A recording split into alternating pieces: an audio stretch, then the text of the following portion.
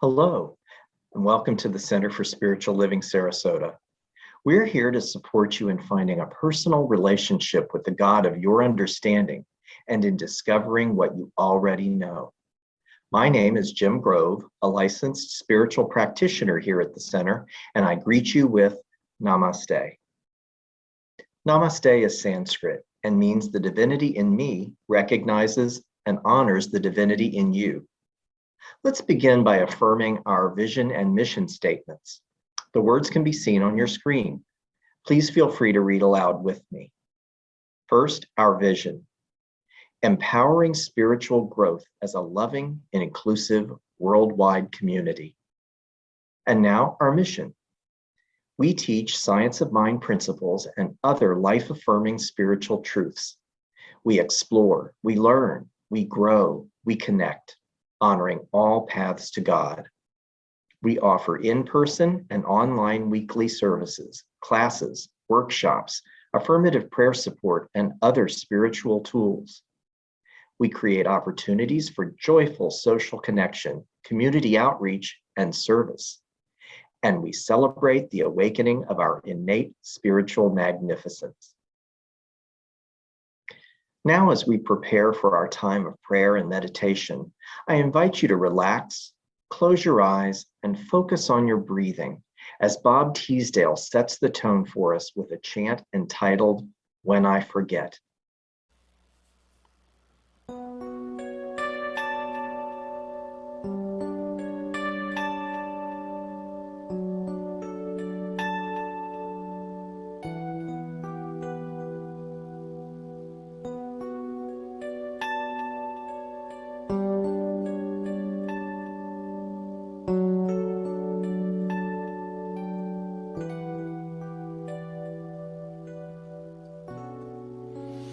When I forget, will you remember for me? When I forget, will you remember for me? Help me see what you see when I forget.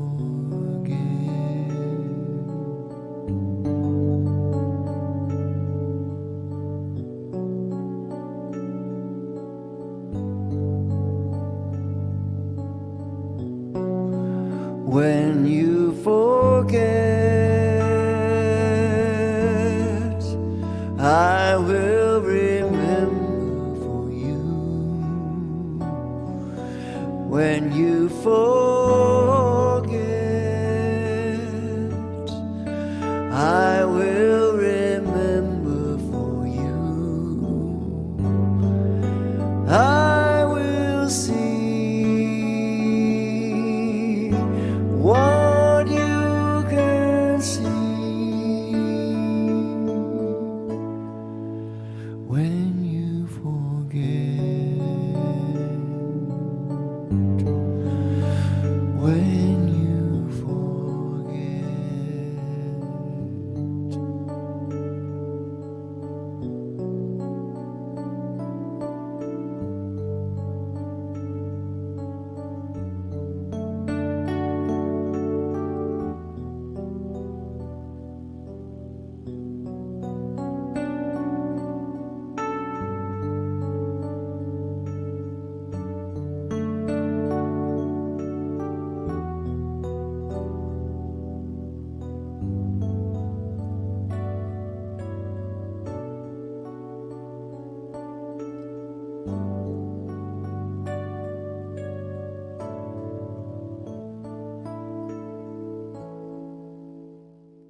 In my busy everyday life, it's easy to forget my connection to the divine core of my being, that presence within, which is always at peace and knows all is well and unfolding in perfect right order and harmony. And even though I might forget, The presence within never does. It is always there to remember for me. It reminds me that I need only shift my attention away from the problem and focus on it, God, instead. I might not receive an immediate answer, and the circumstance or experience may continue to linger a while longer than I think it should, but I can have confidence knowing that this power and presence is working to provide the answer or resolution in divine right time. I'm never left alone to figure anything out on my own. The divine is always available to provide loving guidance and direction. When I relax and let go of my need to control, the divine rushes in to work everything out for my highest and best.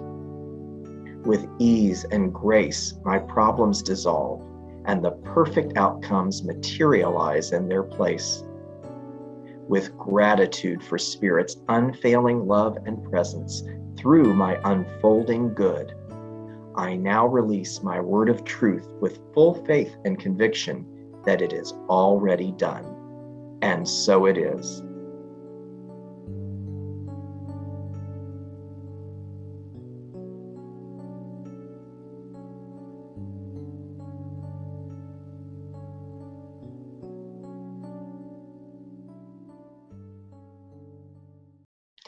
Our spiritual leader, Reverend Karen Wolfson, has been on a sabbatical for the month of August. We trust that it has been enriching and revitalizing for her spiritually as well as physically, and we look forward to her upcoming return.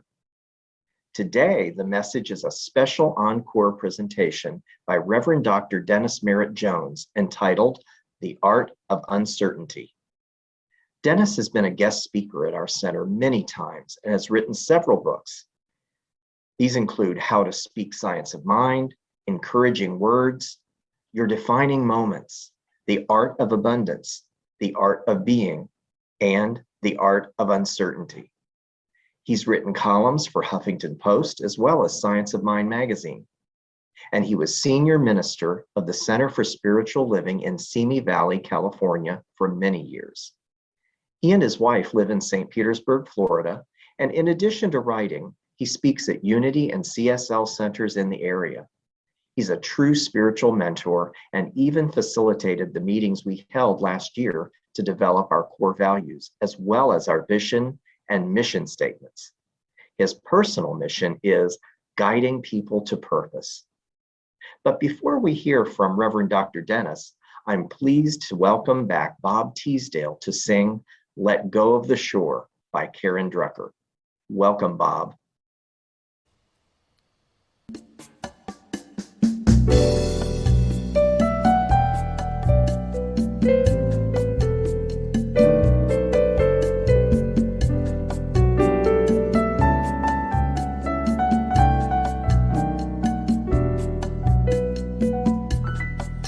Let go of the shore and let the water carry you. Let go of the shore, float into the mystery. Let go of the shore and let the water carry you. Let go of the shore, float into the mystery. You have all you need, it's all inside of you. Just close your eyes and breathe and know that you are safe. Let go of the shore and let the water carry you. Let go of the shore, float into the mystery.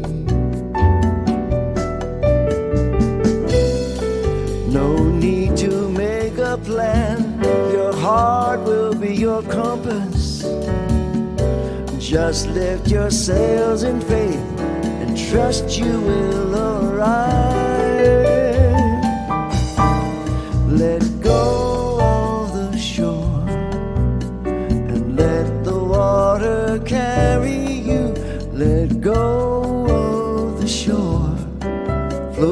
into the mystery.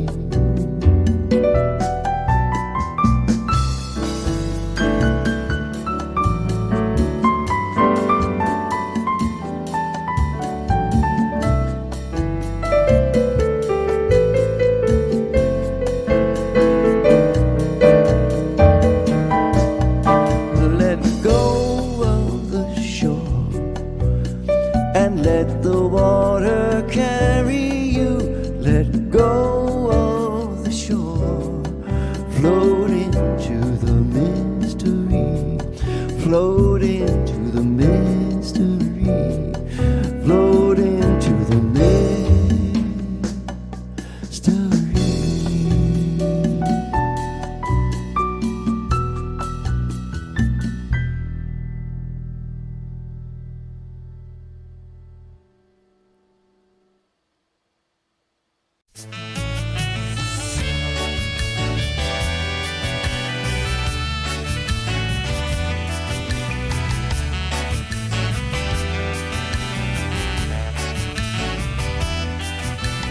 Looking back through the pages of my life, so young, so restless. Hey, good to see you. I'm Dennis Merritt Jones, and I want to thank you and your spiritual community for allowing me to be part of your lives today. The very first question that I asked of you, and I always ask this question when I first present with any group, even when I've been with them a number of times, and if I have, you know the question. How are you breathing right now? How are you breathing? The reason I ask this, and I invite you to consider it, is that your breath is what tethers you to the present moment. And when you breathe consciously, it tethers you to the present moment where you're open to experiencing what life has to offer. Life is always waiting for us to show up in the present moment where it's waiting to bestow us with its gifts. So I say to you right now, breathe and welcome to the present moment. This morning, let's get to the party. I'm going to be speaking to you on a topic that I love. It's based on my book, The Art of Uncertainty, How to Live in the Mystery of Life and Love It. And if you consider it, life has been uncertain from the day we got here, and it will be until the day we leave. It's a mystery. And even more so, if you think about it, we come from the ultimate mystery. Who knows where we came from? Who knows? But our soul essence lands in these garments of flesh and bone for a period of years, and then when it's ready to go on to what's next, it ejects and goes back into the ethers from which it came. These bodies are nothing more than carbon-based, biodegradable, disposable vessels that we use on a temporary basis. What's not mysterious about that? But what's equally mysterious is that from the time we get here until the time we leave, from that very first breath we take until the last one, life is equally uncertain. And yet we go on pretending that it's not until something pops up in front of us, like an epidemic or a pandemic, that causes us to really come to the edge of our beliefs and question what's next. We live in great uncertainty. And I want to talk about that today because I think I can give you some tools that help you learn how to live more fully in that presence of uncertainty and live with it in a proactive way. So the question isn't, is life uncertain? It always has been and always will be. Our relationships, nobody knows what's next, what's going on the planet, nobody knows what's next. So the question is, how do we make peace with uncertainty? How do we come to the edge of our uncertainties and learn to live in a proactive way rather than a reactive and fearful way? What if you could take your uncertainties, and this is a question I invite you to consider, and look through the new eyes, the new perception, and see life as a mystery. See life as literally as a mystery rather than an uncertainty. Those are really big differences. The word mystery comes from the root word mystique or mystery, which invites the question: is it possible that you could begin to see life through the eyes of a mystic? A mystic. What is a mystic? A mystic is someone who's clearly spiritualized their life, and they live in a place where they're so aware of that presence within them that goes beyond the veil of the five senses, that person, he or she, can listen to and lean into and allow to guide their lives. And that's what a mystic is, And here's the reality: we're all mystics. Can I get a witness for that? We're all mystics. That's the good news. The other news is some of us are optimistics, yeah, and some of us are pessimistics. And the question is, which of those camps do you set up in? Are you an optimist or a pessimist? And the reality is, the biggest question is, if you were standing on the edge of the unknown, which you are, we all are, would you rather be standing on the edge holding the hand of an optimist or a pessimist? The pessimist is saying, oh my God, don't look down, don't lean over, don't go forward. You could lose everything. And what is the optimist saying? Look up, look up. Trust and know there's something within you that knows how to get you to what is next. That's what an optimist says. And the reality is we're all born optimists. And yet somewhere in our early years, we're trained to become pessimists. We're trained to define our lives by fear rather than optimism. To consider this, children, when they're very young, they're brave, they're courageous until as they grow, we reel them in. We set boundaries up for them out of our own love and care and concern for them. But nonetheless, we set boundaries for them that define their lives, and we teach them to live within the construct of those boundaries, and they'll be safe. Everything will be fine. Don't color outside those lines because it's dangerous out there. And so what happens is, after a while, we go back and forth in that pattern, that mindset of staying within the boundaries of what is, and don't ever venture to the unknown, that we begin to go back and forth in that mindset, and we build a rut. And that rut goes deeper and deeper and deeper and deeper. And pretty soon, you're in a rut and you can't see out of it. And what is a rut? We all know that. A rut is a grave with no ends on it. And it's said that we get out of the rut one of two ways, either through inspiration or desperation. Inspiration lifts us up, and desperation pushes us out. And one is the inspiration moves through love and trust and faith, and desperation is through fear and doubt. And so the question is, which of those do you want to let guide your life? If you want to see a good example of how to do it, look to nature. Nature has one of the most beautiful examples in the world, and it's in the form of birds. I had, this is a true story, it's actually in the book.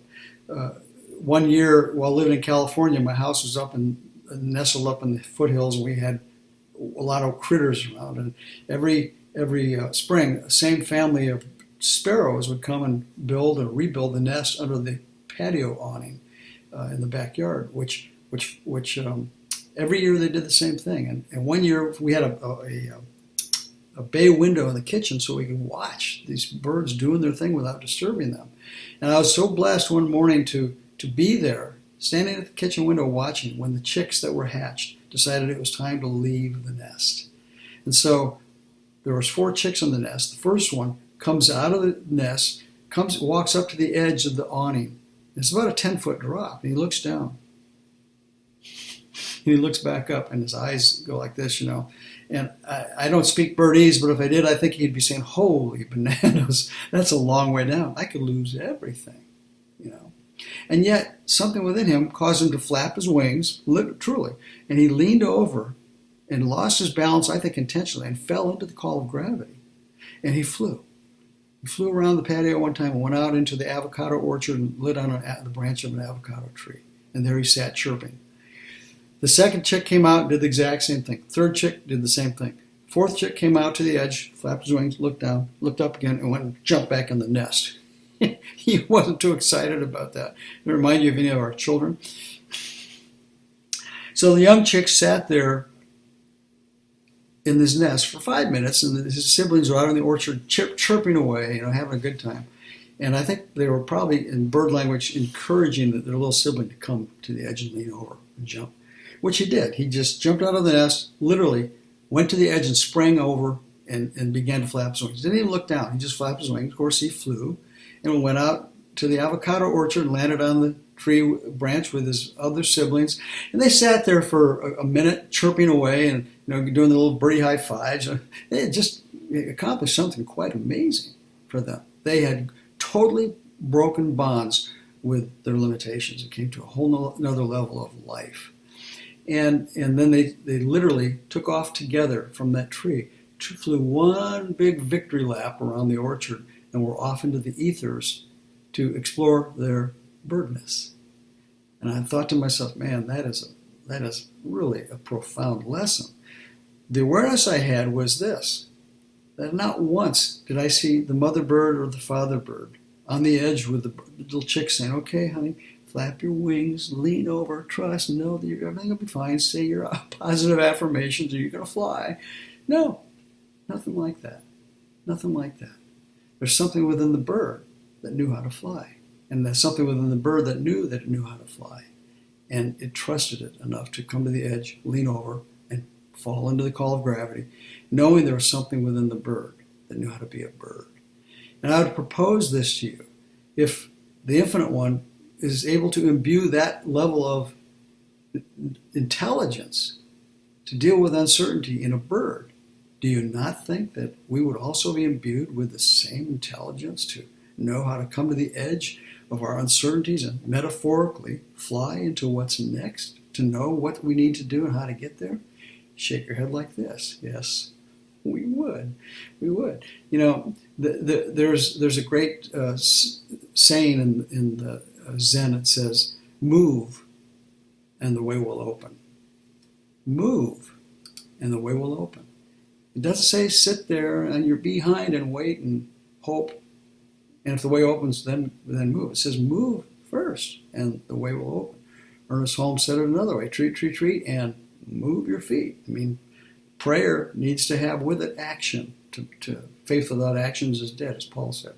So what I've come up with is 3 questions that you can ask yourself on a daily basis, and they are in the book, The Art of Uncertainty, that you can ask yourself on a daily basis that will help you learn how to come to the edge, and help you discern if you are coming to the edge of your uncertainties, and learning how to fly, more metaphorically, to take off into what's next in your life. The first question that I would invite you to consider, to ask yourself on a daily basis is, what role does fear play in keeping me stuck where I am? Where in my life am I being stuck rather than moving forward because I'm just flat out frightened?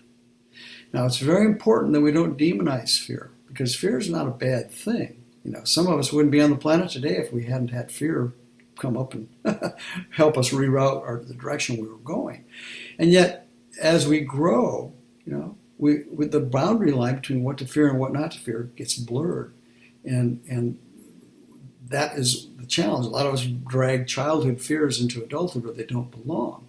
You know, a child is only born, from what I understand, with 2 basic fears: the fear of falling and the fear of loud noises. Consider that. If that's true, every other fear we have is acquired. And if something is acquired emotionally, I think that we can unlearn it as well. That doesn't mean fear goes away, but it means we learn how to deal with it differently. You know, have you ever noticed that when something scary comes up and you're stuck, your mind sends out a reconnaissance patrol into the darkness, you know, which is a natural fear for kids until they learn to transcend it. And in the darkness, a messenger comes back to us and says, don't go that way, man. It's scary out there. You'll lose everything, you know. So fear, have you noticed that if you think about it, I know you all know the acronym for fear: false evidence appearing real, you know. And that's what stops us a lot of times, is the evidence we see in front of us that appears so real that it stops us in our tracks.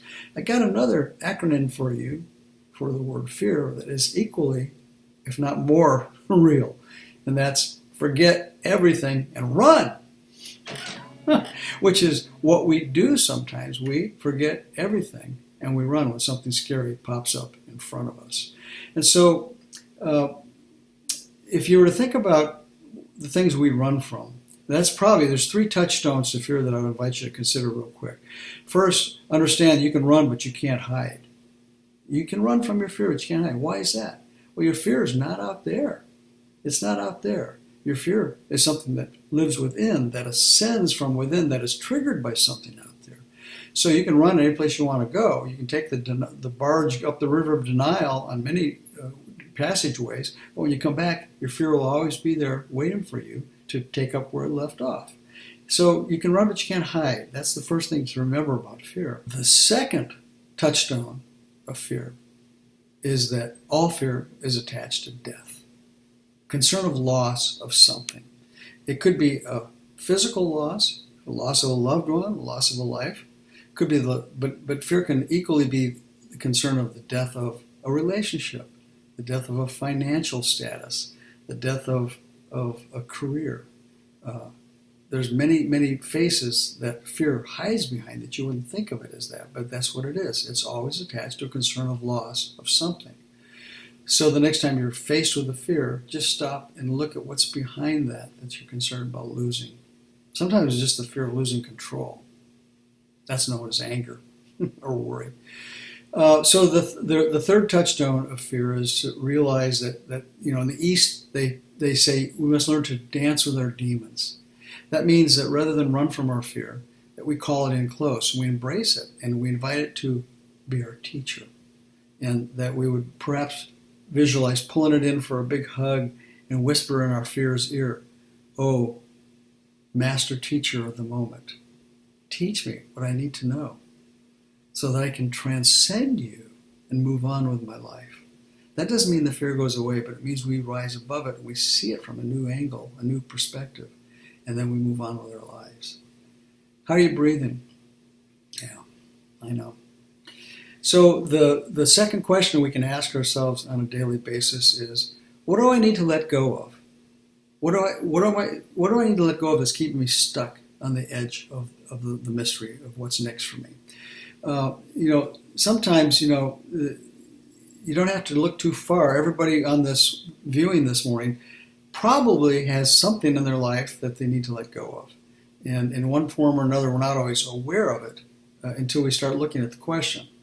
And one of the ways that you can tell what it is you might need to let go of that you may not be aware that you need to let go of is listen to the stories you tell. Listen to the way you talk when you're not consciously thinking about what you're saying. And you continue to tell the same stories over and over and over again throughout the day. And by stories, I mean the things you constantly talk about that are usually in a rut of ain't it bad? Look what he did, look what she did, look at the news, blah, blah, blah. And we continue to talk about the same thing over and over and over again. If you really want to see how true this is, invite someone that you love and loves you, that you trust, to call you on it the next time they hear you telling your story over and over and over again. And you may be amazed. That story is one of the things that's keeping you stuck from moving forward. And the reality is it doesn't always have to be a negative thing that we're talking about that keeps us stuck. The stories we tell. Sometimes it's a very lovely story, but if it keeps us stuck and it keeps us from moving on, then we need to look at it. A good example of this, years ago, 30 years ago or more, I had one of my members when I had a church, came to me, Stan. He was just a lovely old guy. He was 90 years old. And he came to me and he said, I need to talk because I'm really hurting right now. I said, well, Stan, what's going on? He says, well, I'm 90 years old and I've been a widower now for 5 years. My beloved wife passed and I got more good miles on me. I want to get back in the game. Now, there's an optimist. But he said, I have no trouble getting dates, right? 90 years old. He says, but I date them once or twice and they don't want to see me again. And it's really causing me a lot of pain. Can you help me? He said, will you please come to my house and let me tell you more about it and I'll make you dinner and we'll talk about it. So I did. I went to his home one evening and he made dinner for me. And while we were eating, he, no sooner began the conversation with talking about his beloved, past, deceased wife. That's all he talked about. I looked around the house and I saw pictures of her on all the walls. Her clothes still hung in the closet. He still wore a wedding band. None of these things are bad. Please understand, these are not bad things at all. But if they keep you stuck in the past, they need to be looked at. And I pointed that out to Stan. I said, Stan, what you need to know is that you're giving the universe a sign that you're not available. And the women who you're dating, they see that immediately. And they get the message that you're not available. So take a look around you and see what maybe needs to be let go of, physically if not emotionally. He got it. We did some prayer work that night, and I think he got it, because 2 or 3 months later, I saw him walking through the grocery store, true story, walking arm in arm with his fiancée. Yeah, a younger woman, 85 years old. But nonetheless, he came to a point of understanding what he needed to release, as good as it was, to make space to receive something new, a relationship. So it's not always, material things we need to let go of. Sometimes it's emotional things that we need to let go of. So maybe the question we have to ask ourselves on a regular basis is, who would I be if I let go of this, fill in the blank, whatever it is? Who would I be? In Tao Te Ching, there's a great saying. It says, when I let go of who I am, I become who I can be. When I let go of what I have, I receive what I need. Yeah. Take a breath. The third question that we can ask ourselves on a daily basis is this. Do I take time daily to contemplate the amazing gift that's been bestowed upon me? And am I taking time to acknowledge and give thanks to the giver of the gift? Of course, the gift is what? Life itself. Yeah, life itself. Life is, and we take it for granted, life is such a precious pearl of great price. And we don't stop to think about that until we're faced with uncertainty about perhaps losing something that is attached to our life. There's a lot of great practices we can attach to or practice in regard to looking at this question. Do I take time daily to acknowledge the giver of the gift? This practice is encouraging people to really go into self-inquiry. I learned this from my friend Dwayne Elgin out of his book, The Living Universe. He refers to it as the 3 miracles. And this is a self-inquiry practice. There's 3 miracles, if you think about it. The very first miracle is, if you're willing to think about it, is that anything exists. Wow. The miracle that that the universe exists. You go out at night, look at the stars, look at the planets, look at the sky, look at the sun, look at the moon. It's a miracle that all of this exists. The second miracle is that living things exist. Living things exist that have life force in them, pushing out. And when you become aware that there's life force in everything that's pushing out, encouraging it to be more, and we live with the awareness of that, it invites us to step more fully into the mystery. And the third miracle is a profound mystery. And that is the miracle that living things exist that know they exist. That would be you and me. Self-awareness, the most profound gift of all. Do you realize how amazing it is that you can think a thought, experience a feeling, and then step outside of that thought or that feeling and look at it, witness it, observe it, interpret it? Whew. That changes the game. Self-awareness is the most profound miracle of all, other than life itself. And it's when we come to a full awareness of these practices that we realize that every time we look in the mirror, we realize that we're looking at the face of the One, the divinity of the One, looking back at us. That's when we know we've arrived at a true understanding of what it means to live in the mystery of life, to be able to gaze it, not have to figure it out, but just to appreciate it, to be one with it. To be one with it. And that's the point when our being self merges with our doing. Here's doing on the surface of life. Here's our being. And it's when we can merge our being self with our doing self right here, and to become fully aware of bringing our being nature into our doing. That's the most amazing gift of all, to incorporate in our daily lives the awareness of the mystery. Now, that does not mean that the mystery ever stops.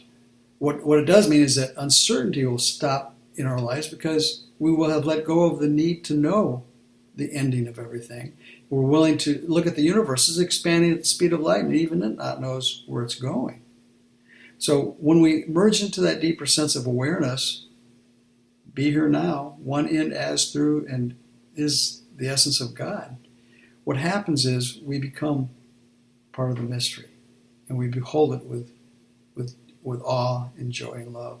And we realize that our being here isn't a mistake, that we're here on purpose. We're on a mission. You know, I love Richard Bach in his book Illusions. He says, here's a test to know if your mission on earth is completed. If you're alive, it's not. Are you alive? Take your pulse beat. Yeah. Okay. So the point is this, you have more to do or you wouldn't be here, but you have to lean into the edge, over the edge of uncertainty to see what that is, or what's calling you to what's next. And I close with a great poem by Guillaume Apollinaire, a great French poet, mystic, social pundit. He wrote, "Come to the edge," he said. They said, "No, we're afraid." "Come to the edge," he said. They came. He pushed them. They flew. Come to the edge. There's more for you to do. Take a breath, lean over, and enjoy the view. Peace.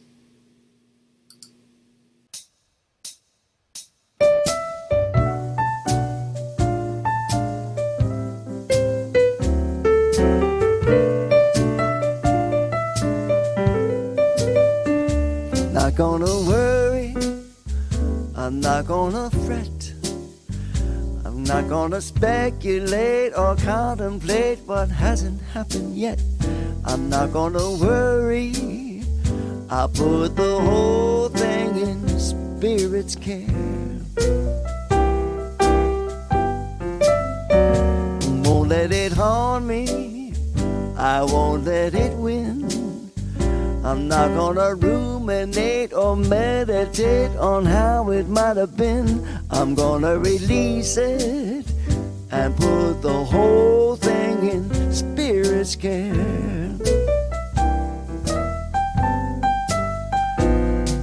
Now worry only makes me old before my time, so I'm letting go. God only knows, it just might ease my mind. Not gonna worry, I'm not gonna fret, I'm gonna wait and see, and in between, thanks for what I get.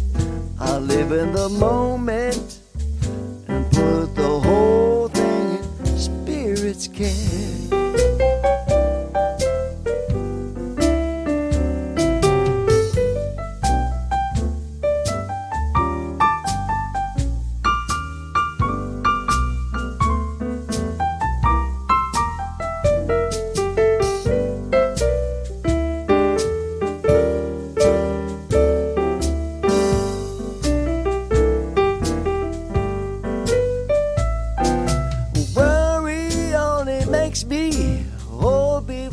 Time, so I'm letting go. God only knows, it just might ease my mind. Not gonna worry, I'm not gonna fret, I'm gonna wait and see, and in between give thanks for all I get. I'll live in the moment and put the whole thing in Spirit's care. Put the whole thing in Spirit's care. I put the whole thing in Spirit's care.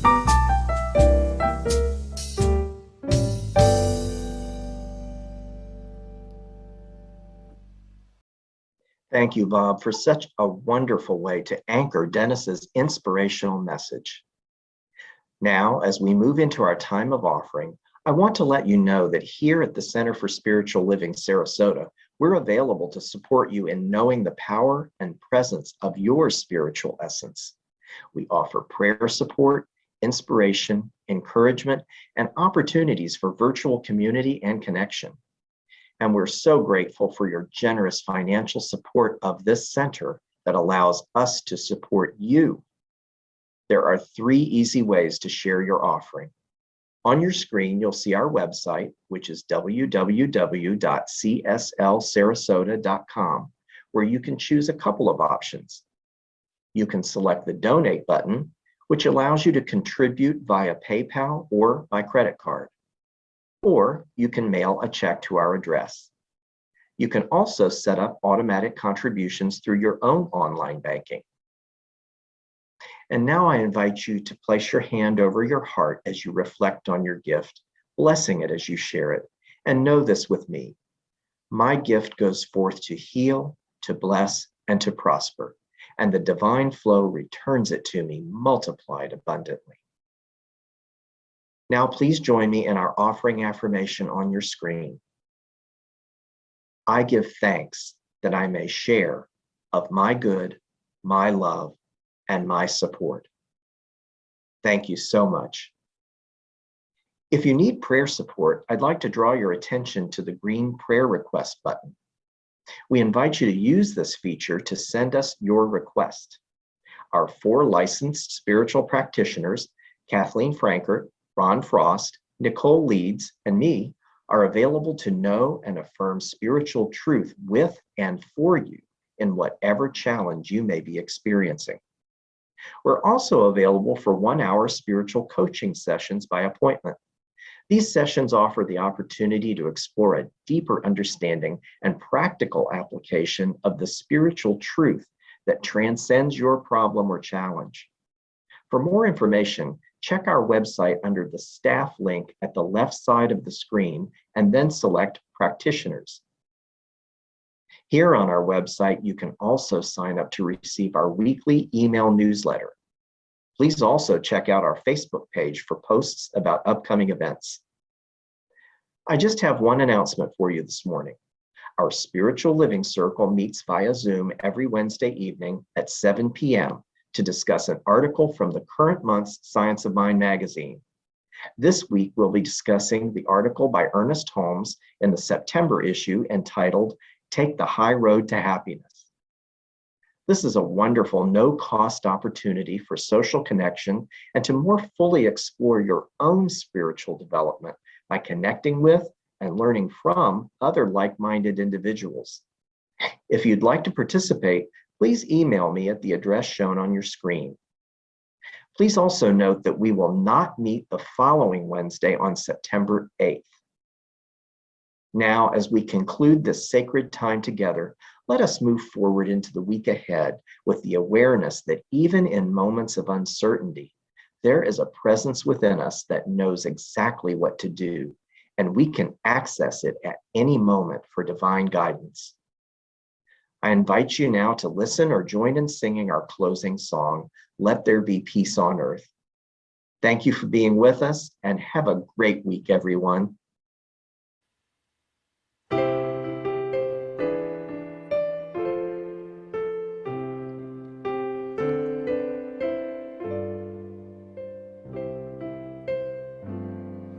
Let there be peace on earth, and let it begin with me. Let there be peace on earth, the peace that was meant to be. With God our Creator, we are family. Let us walk with each other in perfect harmony. Let peace begin with me. Let this be the moment now. With every breath I take, let this be my solemn vow to take